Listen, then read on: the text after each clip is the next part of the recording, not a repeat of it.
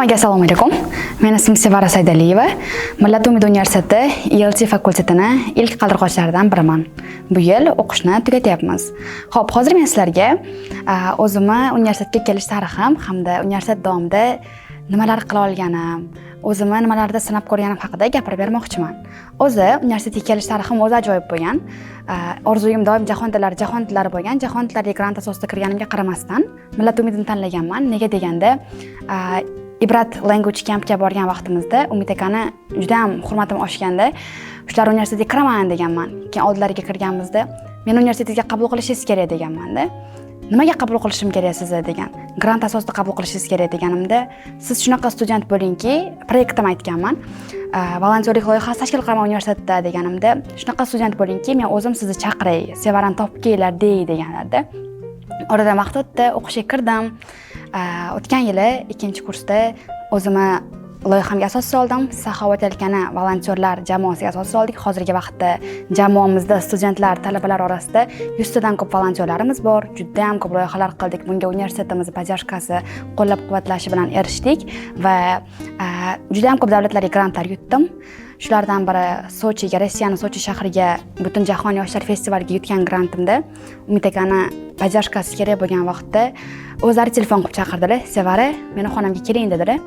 Shunda boshqacha xursand bo'ldim. Nega deganda, ustoz dedim, eslaysizmi? O'tgan yili siz menga shunaqa bo'lingki, o'zim sizni oldimga chaqiray degandingiz. Mana chaqirdingiz dedim.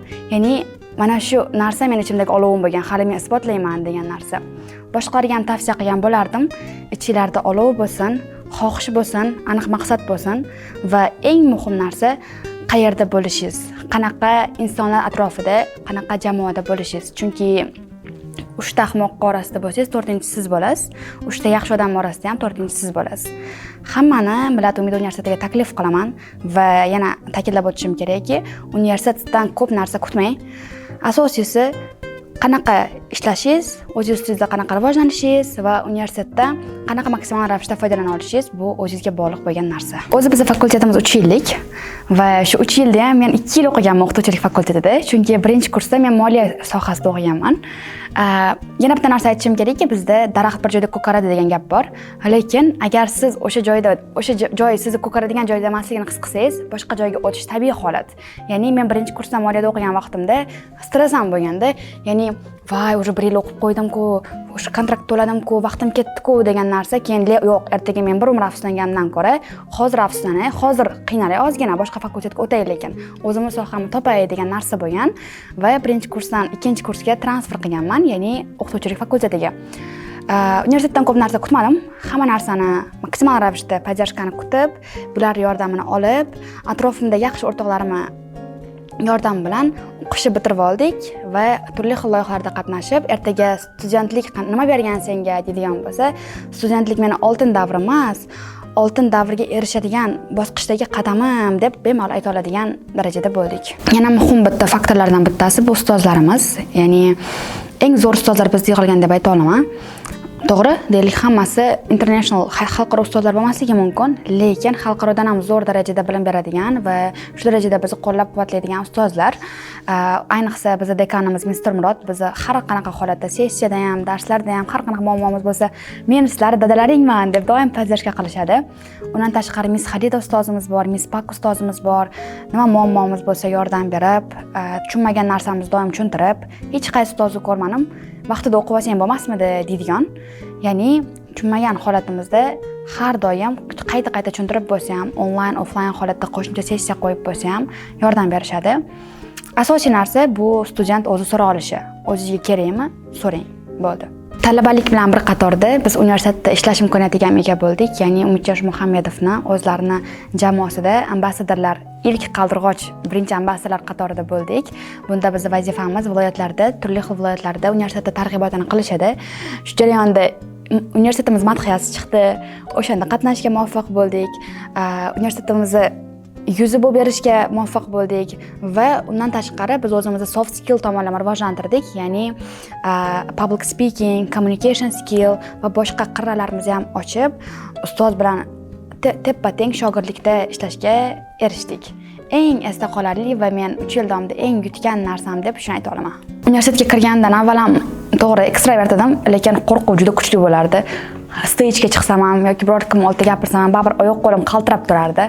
O'qishga kirgandan keyin umid ekan doim aytadigan gaplari bor. Uyalsangiz ochib qolasiz. O'zingiz uchun kurashing degan narsa bor. Qaradim, haqiqatan ham katta kurukdaman уже, katta joylarda yuribmiz уже. Men uyalsam ochib qolar ekanman. Gapirmasam, fikrim bildirmasam, meni o'rnimga boshqa odam qilib ketishi mumkin ekan. Yo'q dedim. Qat'iyatli bo'lishing kerak, o'zingga ishonchli bo'lishing kerak dedim.